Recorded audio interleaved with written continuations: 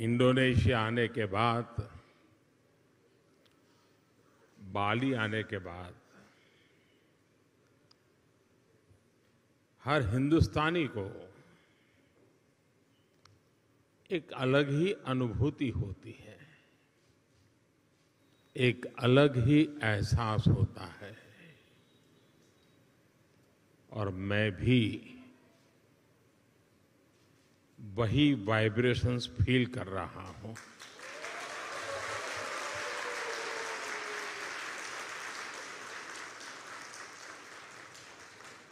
जिस जगह के साथ भारत का हजारों वर्षों का रिश्ता रहा हो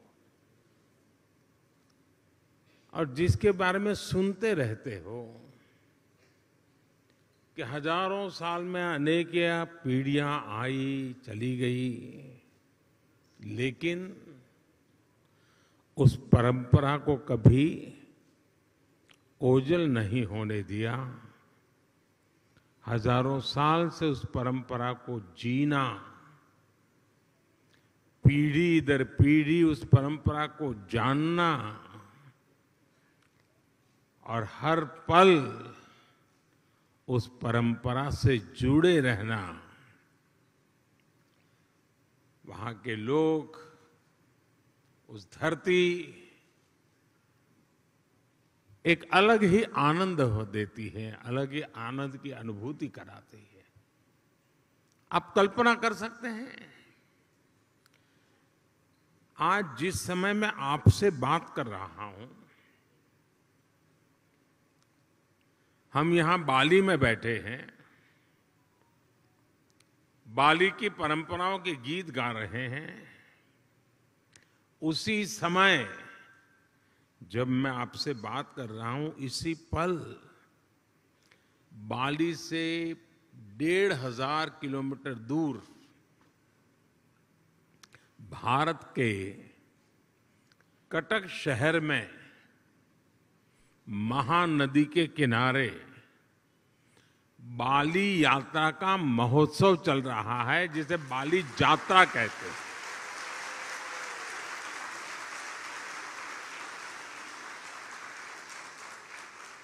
और ये बाली यात्रा है क्या? ये महोत्सव भारत और इंडोनेशिया के बीच हजारों वर्षों के ट्रेड रिलेशंस को सेलिब्रेट करता है। इंडोनेशिया के लोग इस बार की बाली यात्रा के फोटो इंटरनेट पर देखेंगे तो उन्हें वाकई गर्व होगा, आनंद होगा, उत्साह से भर जाएंगे। और कई वर्षों बाद, बीच में कोरोना के कारण जो दिक्कतें आई, उसके कारण कुछ रुकावटें आई थी, और अब कई वर्षों बाद बाली यात्रा, ये महोत्सव उड़ीसा में बहुत ही बड़े स्केल पर भव्यता के साथ, दिव्यता के साथ, लाखों लोगों की भागीदारी के साथ, मास पार्टिसिपेशन के साथ अभी मनाया जा रहा है।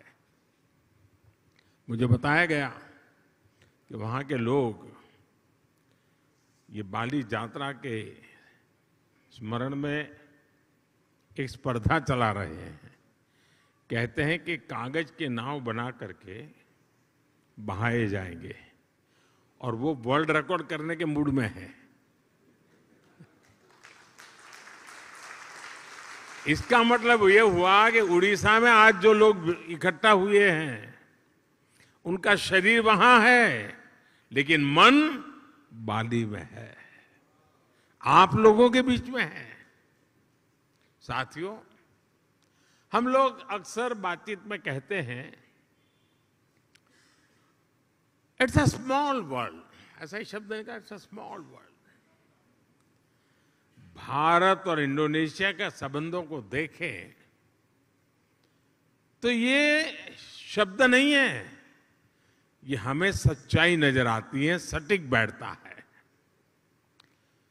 समंदर की विशाल लहरों ने भारत और इंडोनेशिया के संबंधों को लहरों की तरह ही उमंग से भरा है, जीवंत रखा है। कभी थकान महसूस नहीं हुई, वो लहरें जैसे चलती रहती हैं, हमारा नाता भी वैसा ही जीवंत रहता है।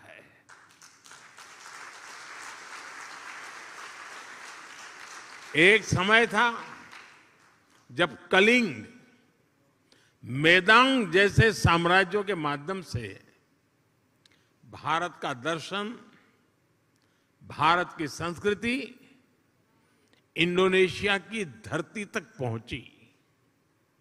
आज एक ये समय है जब भारत और इंडोनेशिया 21वीं सदी में विकास के लिए एक दूसरे के साथ कंधे से कंधा मिलाकर काम कर रहे हैं। इंडोनेशिया की जमीन ने भारत से आए हुए लोगों को प्यार से एक्सेप्ट किया, उन्हें अपने समाज में सम्मिलित किया। इसी वजह से आज आप सभी इंडोनेशिया के विकास और समृद्धि में अपना योगदान दे रहे हैं। हमारे बहुत सिंधी परिवार यहां रहते हैं और भारत से आए हुए हमारे सिंधी परिवार के भाई बहनों ने यहां के टेक्सटाइल सेक्टर में, स्पोर्ट्स गुड सेक्टर में, इतना ही नहीं, फिल्म और टीवी इंडस्ट्री में भी काफी कुछ कंट्रीब्यूट किया है। गुजरात से जुड़े हुए काफी लोग यहां हैं। जेम्स, डायमंड्स, माइंस, इवन खेती, किसानी, उसमें भी वो लोग नजर आते हैं। भारत से आए हुए engineers, chartered accountants, professionals Indonesia के विकास के सहयात्री बने हुए हैं। कितने ही तमिल भाषी कलाकार यहां की संस्कृति, यहां के आर्ट्स को और समृद्ध करने में अपना योगदान दे रहे हैं। मुझे याद है जब 3-4 साल पहले इंडोनेशिया के बप्पा नयोमान न्यू आर्टा जी को भारत ने पद्मश्री से सम्मानित किया था, उस समय भारत का राष्ट्रपति भवन तालियों की गड़गड़ाहट से गूंजता ही रहता था। उनकी बनाई कलाकृति गरुड़ विष्णु केनकाना का कोई शायद हिंदुस्तानी ऐसा नहीं होगा जो उसकी प्रशंसा न करता हो। ऐसे ही इंडोनेशिया के वायन दिव्या और आगोस इंदिरा उदयन जी, उनको जब पद्म सम्मान मिला था तो मुझे उनके बारे में काफी कुछ जानने का, निर्णय करने से पहले मुझे काफी कुछ उनके विषय में जानने का मौका मिला। आगोस इंदिरा उदयन जी, आप भली भांति परिचित हैं उनसे और आज यहां मौजूद भी हैं। वो बाली में महात्मा गांधी के विचारों को आगे बढ़ाने के लिए जी जान से जुटे हुए हैं।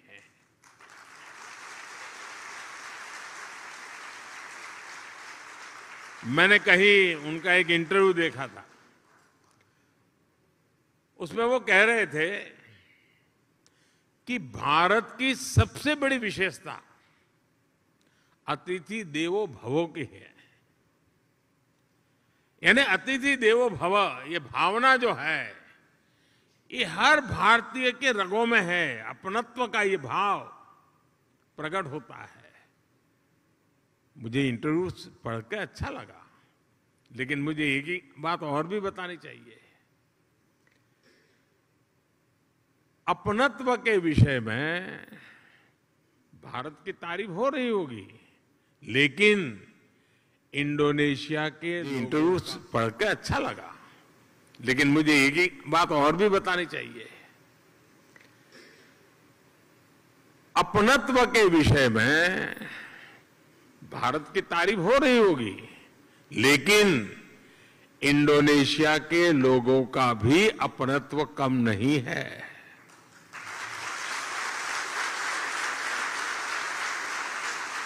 जब मैं पिछली बार जकार्ता में आया था, इंडोनेशिया के लोगों ने जो स्नेह दिया, जो प्यार दिया, मैंने उसे करीब से देखा था, महसूस किया था। इतना मान, सम्मान, प्यार, स्नेह, अपनापन, क्या कुछ नहीं था। और मुझे याद है, राष्ट्रपति जोको विडोडो जी के साथ पतंग उड़ाने में मुझे जो मजा आया था, हम दोनों पतंग उड़ाने चले गए थे, वो अद्भुत था। और मेरी तो गुजरात में संक्रांति पर पतंग उड़ाने की बड़ी ट्रेनिंग रही है। और मुझे पता है यहां इंडोनेशिया में भी संक्रांति पर खूब पतंग उड़ाई जाती है। यहां पास में, और ऐसा नहीं है कि भारत और इंडोनेशिया का साथ सिर्फ सुख का है, आनंद का है, अच्छा है तब नाता है, ऐसा नहीं है। हम सुख दुख के साथी हैं। अगर सुख में साथी हैं तो हम दुख में भी उतने ही साथी हैं। हम सुख दुख में एक दूसरे के सुख दुख को बांटने वाले लोग हैं। जब 2018 में इंडोनेशिया में इतना बड़ा भूकंप आया तो भारत ने तुरंत ऑपरेशन समुद्र मैत्री शुरू किया था। इसलिए ही उस साल में जकार्ता आया था और तब मैंने एक बात कही थी। मैंने कहा था कि भारत और इंडोनेशिया में 90 नॉटिकल मील का फासला भले हो, लेकिन हकीकत तो ये है हम 90 नॉटिकल मील दूर नहीं है, हम 90 नॉटिकल मील पास है।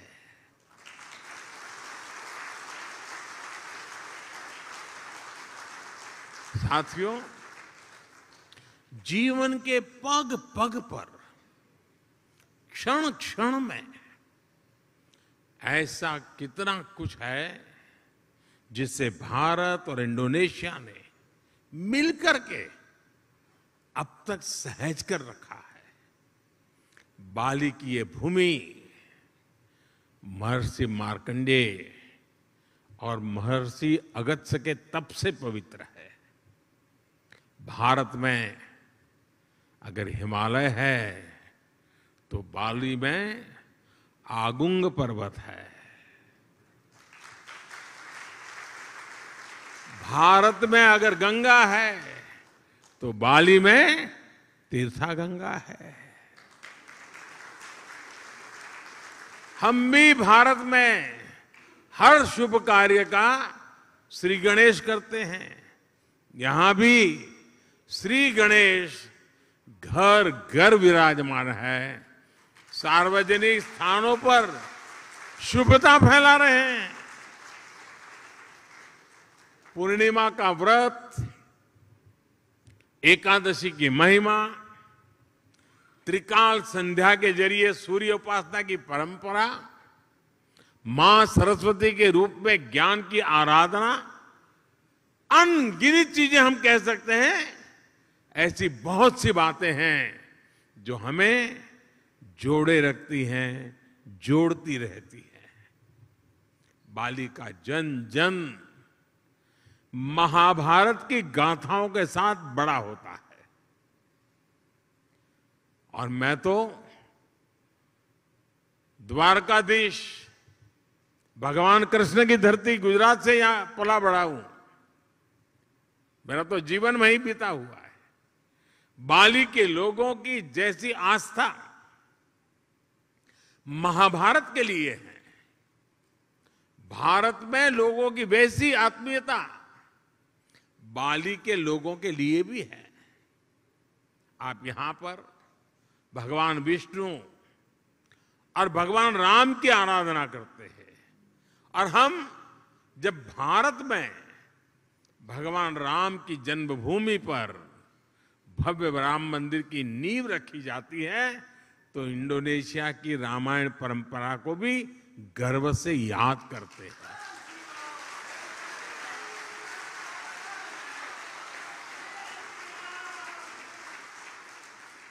कुछ साल पहले जब भारत में रामायण फेस्टिवल का आयोजन हुआ था, तो इंडोनेशिया के भी कई कलाकार, यहां से कई कलावृंद भारत आए थे, और अहमदाबाद में, हैदराबाद में, लखनऊ में, अनेक शहरों में वो अपना कार्यक्रम करते करते वो अयोध्या आए थे।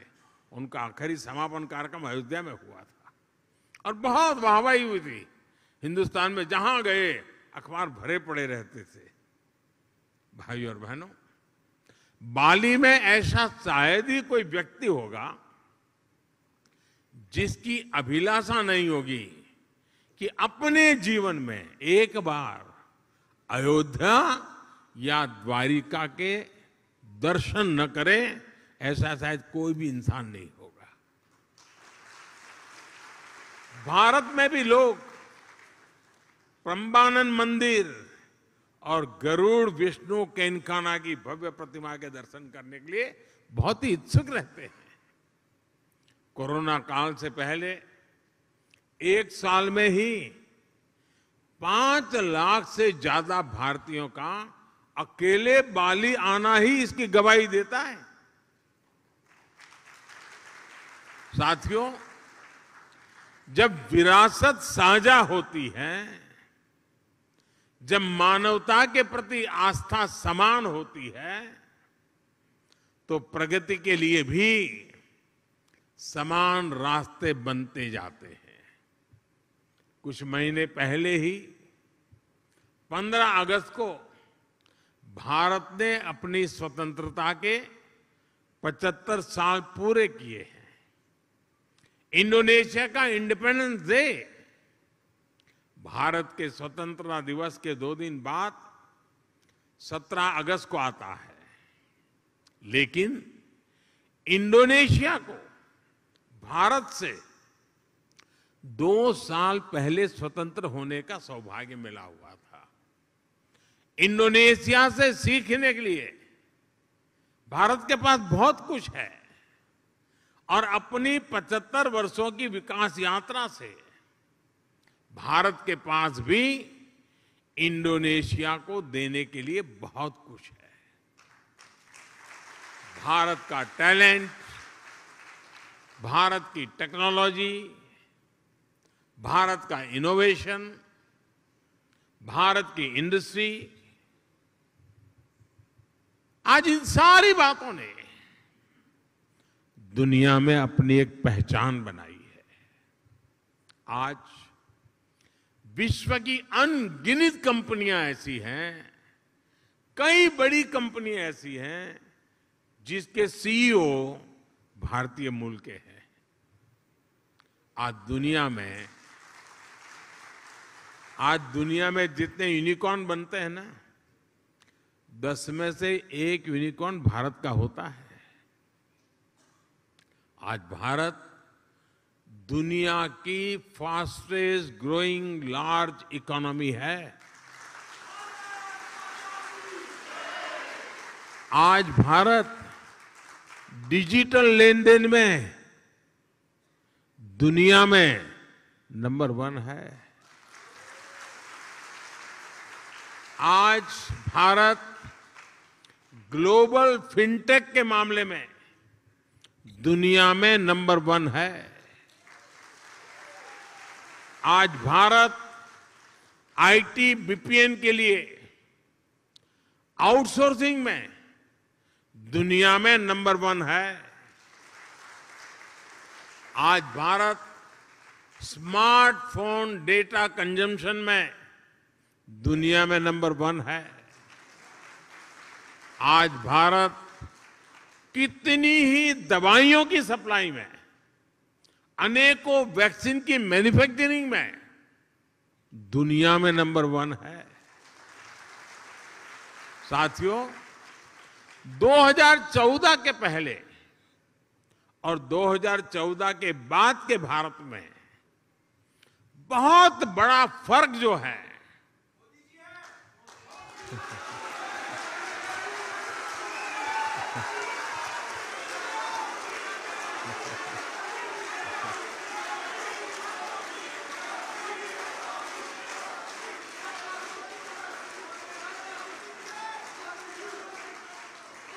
वो जो बहुत बड़ा फर्क है वो मोदी नहीं है, वो बहुत बड़ा फर्क है स्पीड और स्केल में। आज भारत अभूतपूर्व स्पीड पर काम कर रहा है और अप्रत्याशित स्केल पर काम कर रहा है। अब भारत छोटा सोचता ही नहीं है।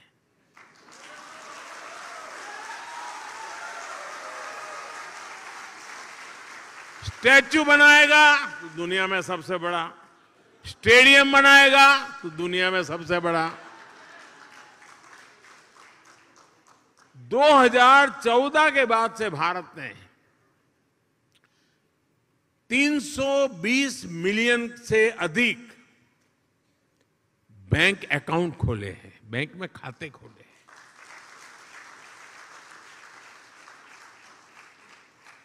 इसका मतलब ये हुआ कि अमेरिका की कुल जनसंख्या जितनी है उतने हमने बैंक खाते खोले हैं।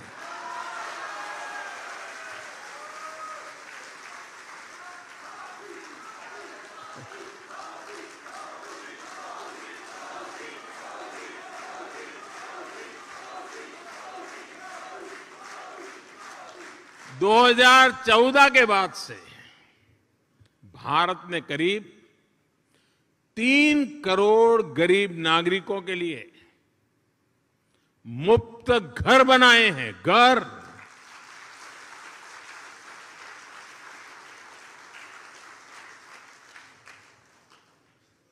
और घर ऐसे नहीं बनता है, जब घर मिल जाता है ना तो इंसान रातों रात लखपति बन जाता है। और जब मैं 3 करोड़ घर की बात करता हूं, उसका मतलब क्या है? इसका मतलब यह है कि ऑस्ट्रेलिया के परिवार को नहीं, ऑस्ट्रेलिया के हर नागरिक को घर मिल जाए, इतने घर बनाए हैं।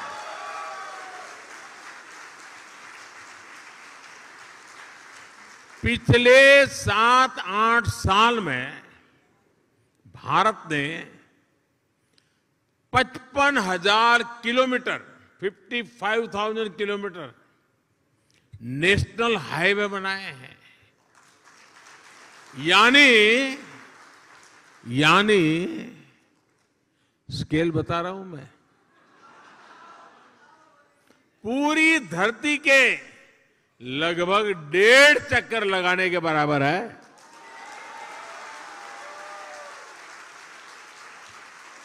आज भारत आयुष्मान भारत योजना के तहत जितने लोगों को 5 लाख रुपए तक के मुफ्त इलाज की सुविधा दे रहा है, 5 लाख रुपए तक अगर उसका मेडिकल बिल 1 साल का बनता है तो जिम्मा सरकार उठाती है। इसका बेनिफिट कितने लोगों को मिलता है? 5 लाख रुपए तक की मेडिकल सुविधा जो मिलती है वो पूरे यूरोपियन यूनियन की कुल आबादी से ज्यादा लोगों को मिलती है।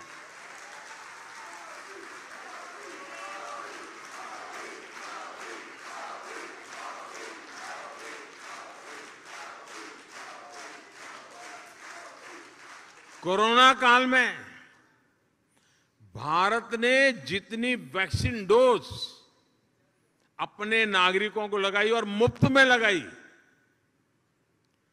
वो जो वैक्सीन डोज है ना, उसकी अगर मैं संख्या का हिसाब लगाऊं तो अमेरिका, और यूरोपियन यूनियन, उन दोनों की कुल आबादी जो है उससे 2.5 गुना ज्यादा डोज हमने हिंदुस्तान में लगाए।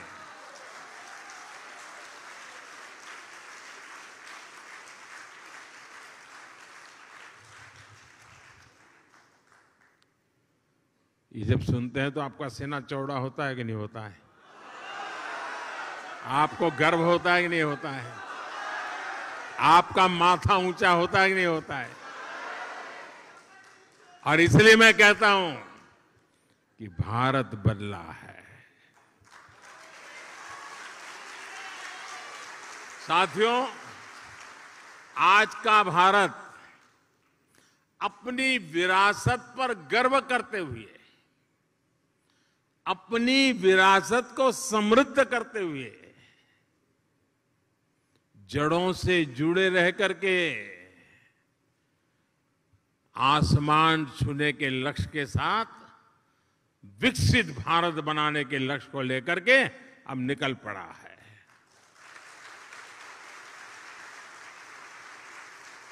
लेकिन भारत का ये लक्ष्य सिर्फ अपने लिए नहीं है। हम स्वार्थी लोग नहीं, हमारे संस्कार नहीं है। 21वीं सदी में आज विश्व की भारत से अपेक्षाएं हैं, जो आशाएं हैं। भारत उसे अपनी एक जिम्मेवारी समझता है, एक दायित्व के रूप में देखता है, और हम दुनिया की भलाई के लिए अपने आप को आगे बढ़ाने के लिए मक्कम है, संकल्पबद्ध है।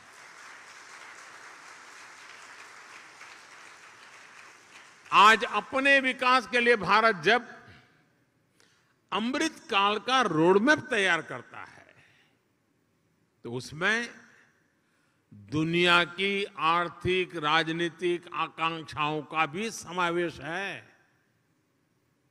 आज जब भारत आत्मनिर्भर भारत का विजन सामने रखता है, तो उसमें ग्लोबल गुड की भावना भी समाहित है। रिन्यूएबल एनर्जी के क्षेत्र में भारत ने वन सन, वन वर्ल्ड, वन ग्रिड का मंत्र दिया है।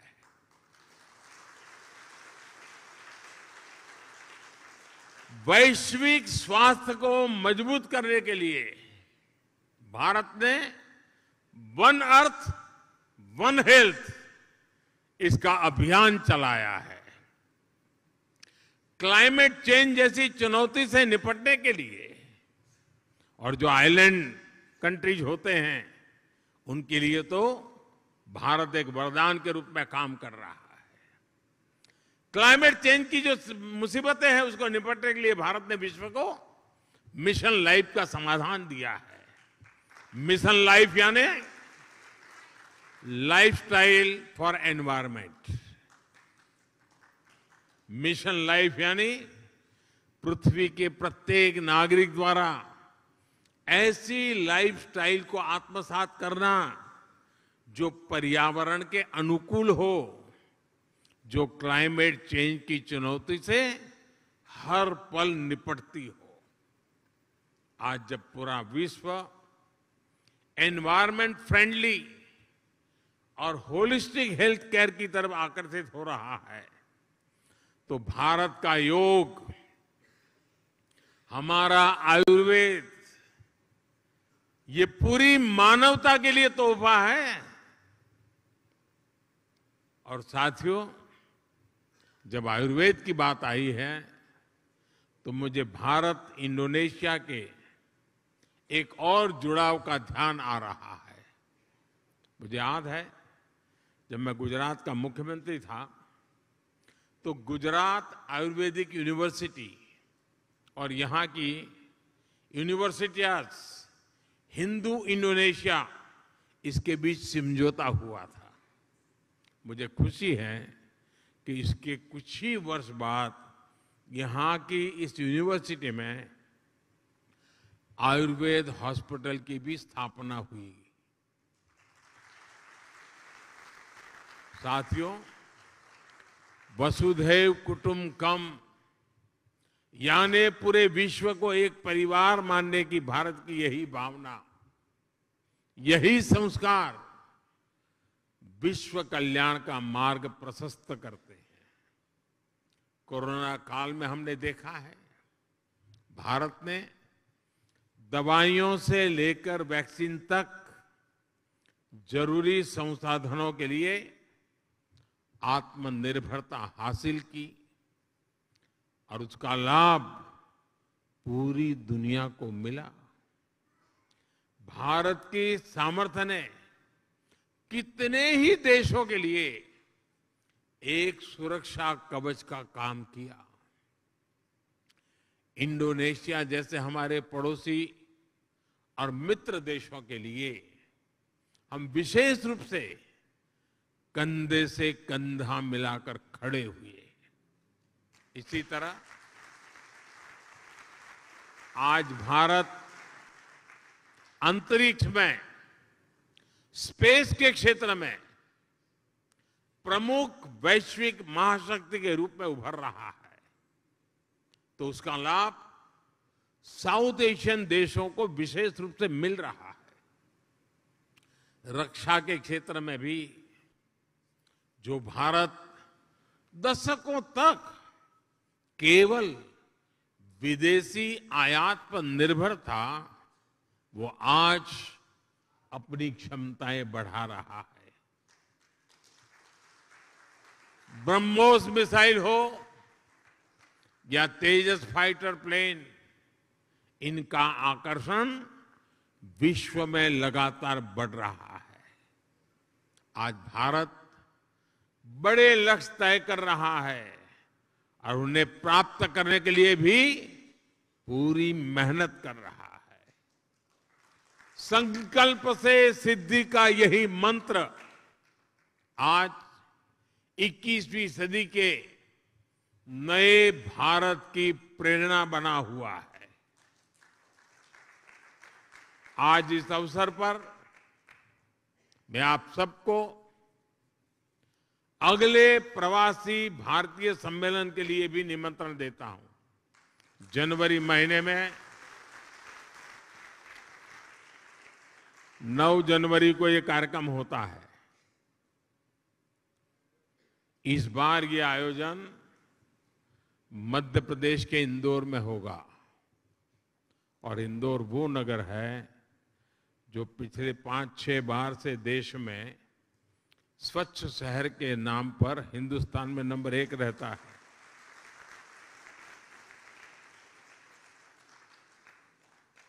और इसलिए आप इंदौर के प्रवासी भारतीय कार्यक्रम में जरूर जुड़िए। अपने निजी काम से लिए आ रहे हैं तो भी तारीख उसके साथ एडजस्ट कीजिए। और जब आप इंदौर आएंगे तो उसके 1-2 दिन के बाद ही अहमदाबाद में काइट फेस्टिवल होता है। इंडोनेशिया वाले काइट फेस्टिवल में न जाए ऐसा हो सकता है क्या? और जब आप आए, अकेले मत आना, सिर्फ अपने परिवार को ही लेकर के आकर के रुक मत जाना। कुछ इंडोनेशियन परिवारों को भी साथ ले आइए।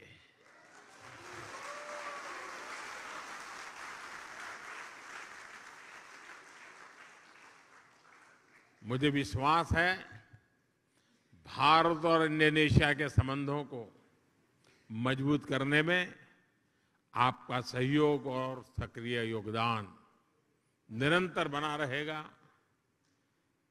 आप सब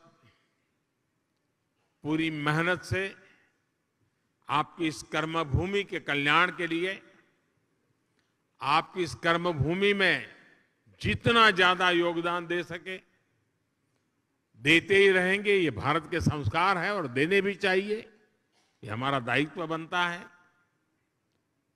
और मैं देख रहा हूं हमारे बोहरा समाज के बहुत साथी यहां आए हैं और ये मेरा सौभाग्य रहा है कि सैयदना साहब के साथ मेरा बड़ा निकट संबंध रहा है। मुझे बहुत प्रसन्नता होती है, दुनिया में कहीं पर भी जाओ, कोई मिले या न मिले, मेरे बोहरा परिवार के लोग तो आएंगे ही।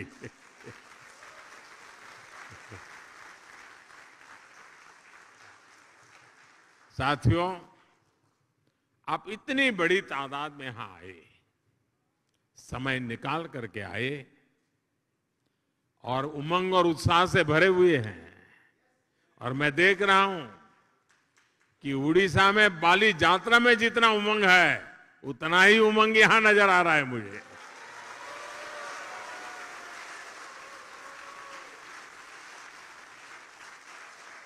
आपके इस प्यार के लिए, आपके इस स्नेह के लिए, भारत के प्रति आपकी ये श्रद्धा के लिए हृदय से आपका बहुत बहुत धन्यवाद करता हूं। अनेक अनेक शुभकामनाएं देता हूं। धन्यवाद साथियों।